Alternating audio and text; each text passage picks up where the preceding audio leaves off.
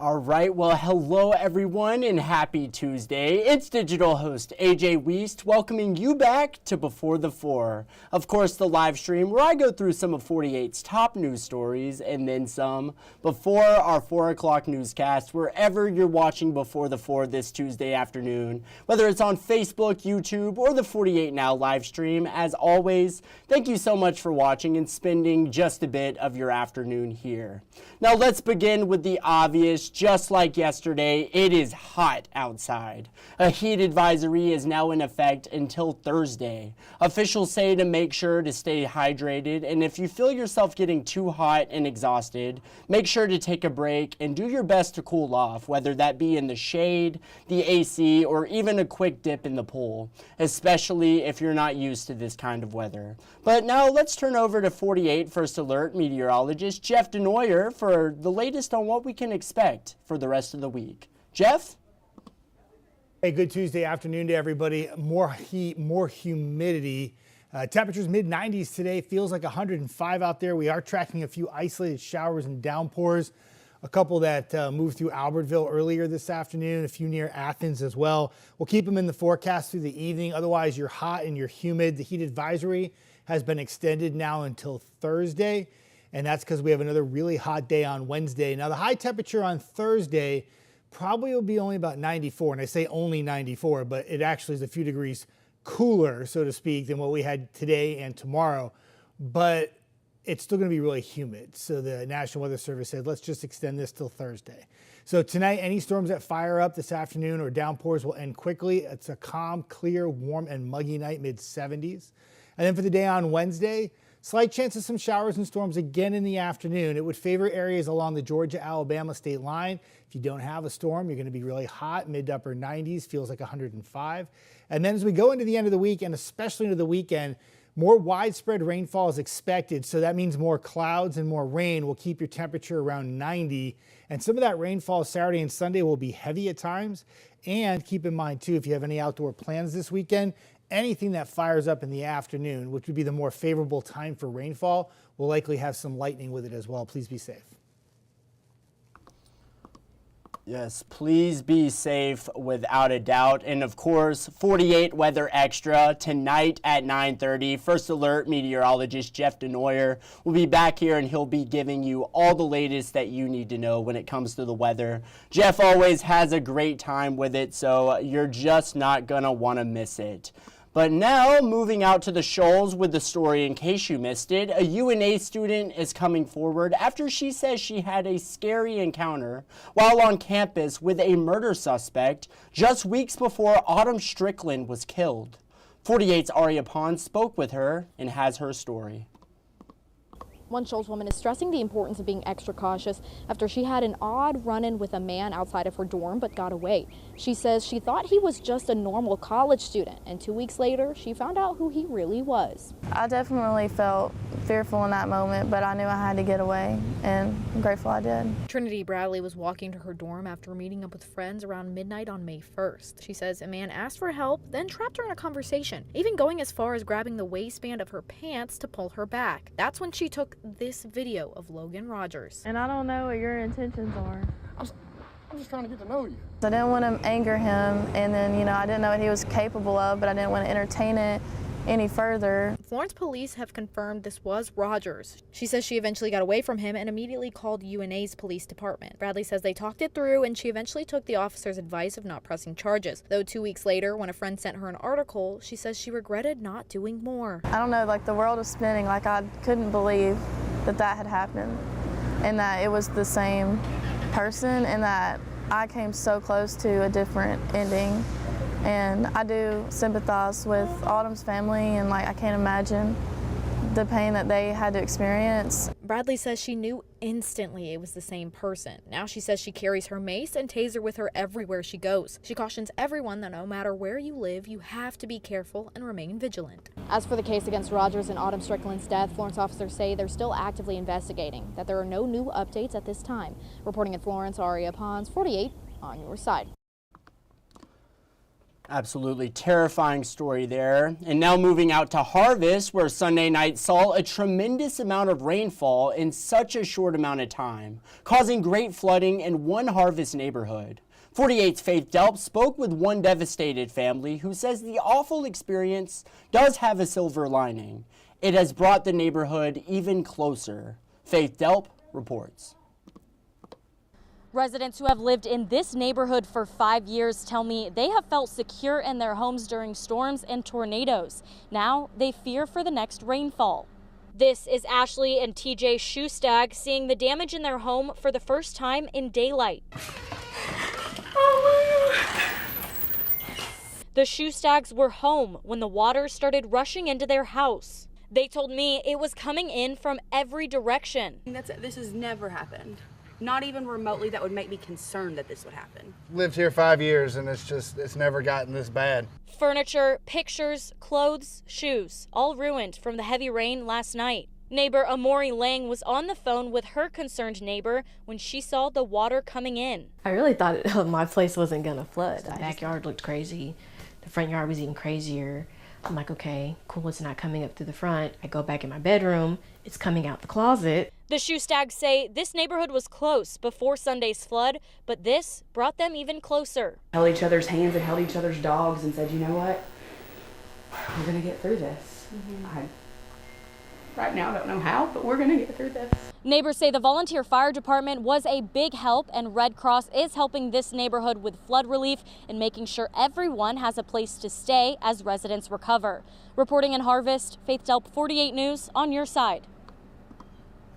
And Faith will be continuing to follow up on this situation in Harvest coming up in our evening newscast, so make sure to stick around for that. But now we're going to go to break, but coming up after the break, we'll talk about a popular new store set to open in the DeKalb Plaza and an awesome recovery story you're just not going to want to miss. It's all ahead. I'll be right back in 1 minute.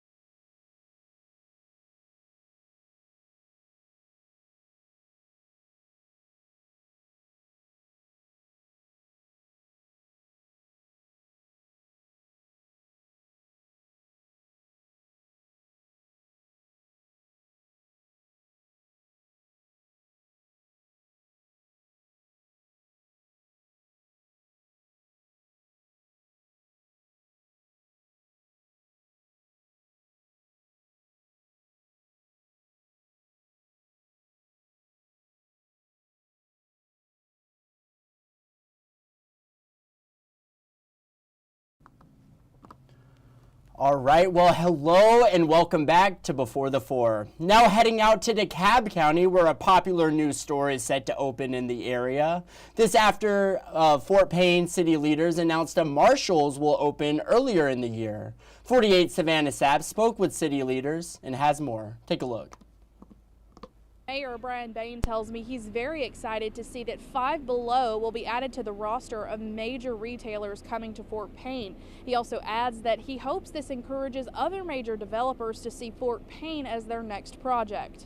In March, Bain announced that Marshall's, a sister store to TJ Maxx, would be filling a space in the DeKalb Plaza. Now Five Below is the next major retailer to follow suit.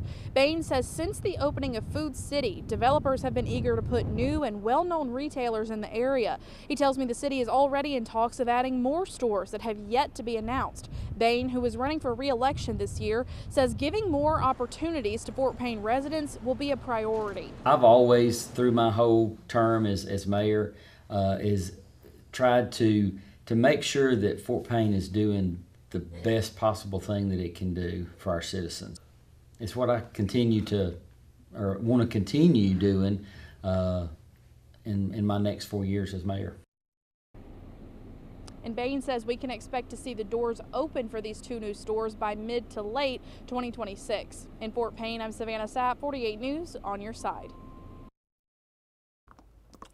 Well, exciting stuff, a lot coming to Fort Payne, but now check out this incredible story from 48's Nick Ballinger last night. An Elkmont man is still recovering after he was attacked by 2 pit bulls and a cane corso 7 months ago. He says his goal is to get back to jogging and compete in marathons. Nick Ballinger with his remarkable journey to recovery. If you ask Michael Haney today how he's doing, the answer's simple. Right now in this moment, warm, hot, humid. But if you asked him 7 months ago, it becomes a bit more complicated. Just like, okay, this is it. You know I'm gone. Haney's daily routine involved doing what he loves, jogging 10 miles. So I can hear the birds and I can see the grass out here in the trees. You can feel it on a deeper level, like a cellular level. On the afternoon of December 11th, that's exactly what he was doing before he almost lost his life. I'm just jogging along and then all of a sudden, boom, out of nowhere, and I'm just getting drugged. He was attacked by 2 pit bulls and a cane corso. They were relentless. They weren't letting up. They weren't letting go. All around here he bit and this, and all of that in the ear. You can hear all that raw, just. I was like, hey, all I can do right now is, fight. Haney fought off the dogs for a full 12 minutes before he almost gave in. So just, Lord, please let this be over with quick. And then that's when the people pulled up. A group of strangers helped fight off the dogs, but the damage was already done. Haney had staples all across his head and neck with chunks bitten from his legs. Oh, I may never walk again. That's when it started really hitting me. The fight Haney showed during the worst 12 minutes of his life would carry on for months to walk again. When I don't know how I'm going to adapt and adjust to the situation, but I have to adapt and adjust somehow. Before the accident, Haney volunteered in a facility for troubled teens. He says it was the experiences he had there and this community support that's kept him pushing. So many people reached out. I got so many letters in the hospital. It really made a huge impact on me because, I wasn't expecting to get that much. Although Haney is steadily speeding up to jog again and hopefully finish his goal of 10 marathons, he's spending his time now slow and steady. What are you doing, buddy? Nick Ballinger, 48 News, on your side. A little bit of blue here, but he's mostly red. I like that red color on him. Incredible story there. And now let's go into the stories you're just not going to want to miss coming up in our evening newscast. Of course, it's hot outside. That's certainly not a surprise to anyone. 48's Faith Delp will be speaking with TVA officials on how to stay safe in this weather. Also, the latest on the Israel-Iran conflict. And finally, another black bear spotted in the valley. Find out where, coming up. And these are just a few of the stories you're just not going to want to miss coming up in our evening newscast. And it is 3:52. That means it is time for Facebook fun. In our 48 Facebook question of the day, what is a state you haven't been to yet that you'd like to visit? And let's see, a state for me I haven't been to yet I would like to visit. I haven't visited Arkansas yet. There's a lot of different states kind of in the middle of the country I would still like to check out. Colorado's another one. Haven't been to Colorado. Haven't been to Montana, North Dakota, South Dakota, any of those places out west. I've been to the West Coast, California and Washington, but I haven't been to Oregon quite yet, so Oregon is another one. But what I want to know is what you all had to say. What is a state you haven't been to you'd like to visit? And let's see.